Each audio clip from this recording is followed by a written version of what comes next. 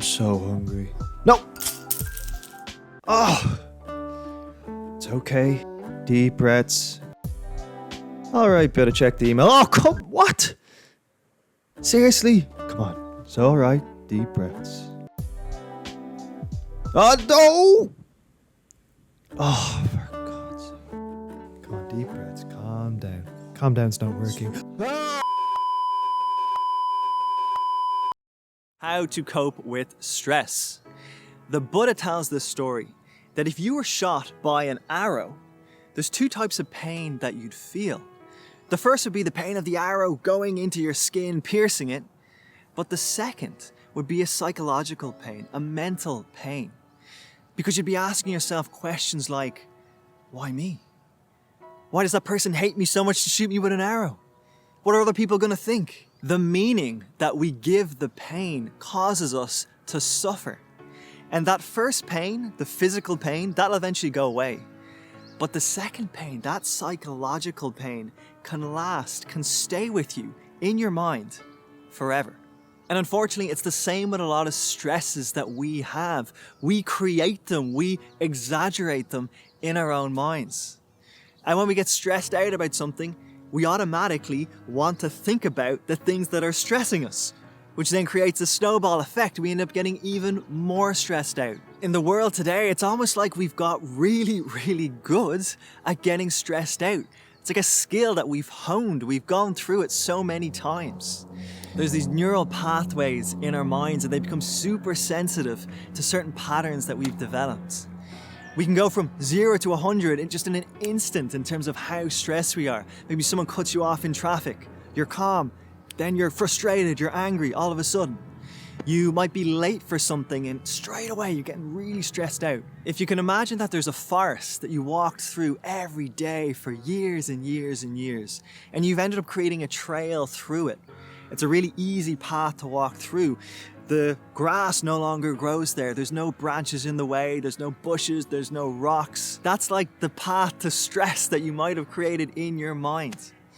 And if you want to break that pattern and create a new one, you're going to have to go a different direction through that forest.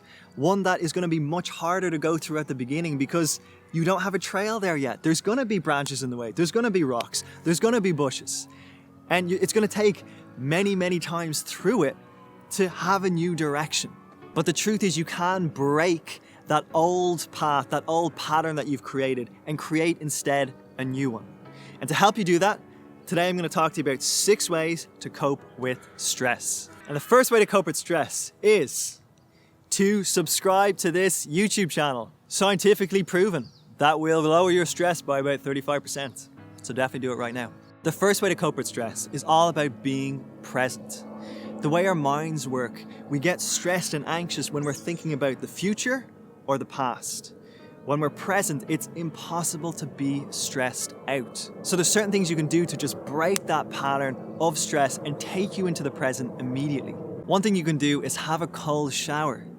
When that cold water is hitting you, I guarantee you, you will not be able to worry about stuff in the future or past. You will be firmly in the present, focusing on how cold that water is. Other things you can do to break that pattern are things like intense exercise, playing an instrument, singing, dancing.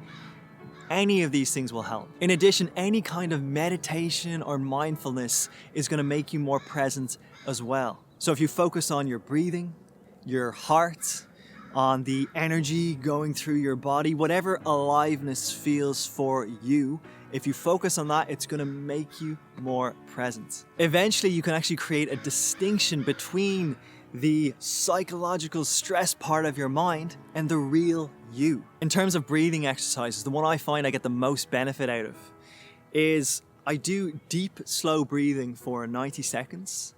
I do a 1-minute breath hold, another 90 seconds of deep, slow breathing, a 1.5-minute breath hold, another 90 seconds of deep, slow breathing, and then a 2-minute breath hold. These processes have a load of different benefits. It can improve your metabolism, your circulation, your red blood cell count.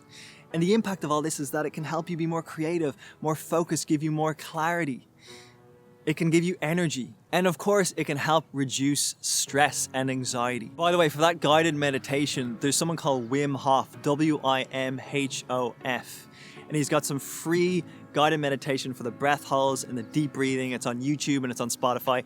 I do it every day. I love it. I definitely recommend it. So check it out. Another thing you can do is talk to a friend who you love being around, who makes you laugh a lot. And you might find that even when you're feeling down or you're feeling low, as soon as you see that person, you perk up. You start getting in a good mood. And that's because you created a positive association, a positive pattern with this person. It's the opposite of what we've done when we create the negative patterns. And the second thing you can do to overcome stress is to keep on your phone photos and videos of people you care about. I know for me, this is really important. I live in Vancouver and my family are in Ireland, so I miss them so much. And I've got 2 nephews, one's 1 and one's 3. And I get sent a load of videos of them, and I find that no matter how bad a day I'm having, things are going wrong, I'm stressed out, if I watch some videos of these guys, my heart just melts and I feel instantly better. It's almost like it just gives me perspective of what the really important things in life are, and that maybe the things I'm worrying about aren't such a big deal after all. Photos and videos like this, they create oxytocin in us, and that chemical will make us feel more present too, and help just drain away that cortisol that's stressing us out. And the third way to cope with stress is to try to reframe the situation. When we start getting stressed out, our negative thoughts can kind of go in a loop, they snowball. And maybe you're saying to yourself, you're being really critical, and you're saying, why don't I have more friends? Why don't I have a girlfriend? Why don't I have a boyfriend? Why am I not more fit? As soon as you let these thoughts in, they build momentum and it gets worse. Ask yourself, is this useful? If the answer is no, cut it. Cut it straight away. Just don't let it get any worse. And instead focus on asking yourself better questions. Something like, what can I do to make this better? That will help you be more proactive, and that will help you search for solutions more and not ruminate in the negativity. And the fourth thing you can do to help cope with stress is to do something for other people, or to do something with others in mind. Years ago, people had bigger families, it was more community orientated, and there were always little kids around or older people around. You had to be a lot more aware and thoughtful of others. It's not natural to think about ourselves so much, but the way society is set up these days, it seems to happen. Take your mind off yourself by doing something for somebody else, and you're going to feel better. It's going to help reduce that stress and anxiety. Is there a way you can surprise somebody you care about with something that they will enjoy? And the fifth way to cope with stress is to get out in nature. Guys, it helps. I'm out there right now. It helps so much. I find there's something with when you see the vastness of mountains or the ocean, it just makes your problem seem so insignificant in comparison. It makes you realize that there's this big world out there. And we tend to blow up problems in our minds. We exaggerate them in our minds. Again, going back hundreds or thousands of years, people spent a lot of time outside, and that's only changed in the last 100 or so years. There's something built in us that needs outdoors, that needs nature, that helps us connect with ourselves more, and it will reduce your stress and anxiety. And the sixth way to overcome stress is to look after yourself. The way the world is set up these days, there's more and more creep of work into our lives. There's work emails on personal phones, on personal computers. There's more and more pressures coming at us from different directions. Sometimes we think we just need to power through all the challenges, just work harder, try harder, and not give ourselves a break. But often, letting yourself do something that you enjoy will let you rejuvenate to actually get back out there and do better and restart with less stress. So make sure to actually look after yourself. Take breaks.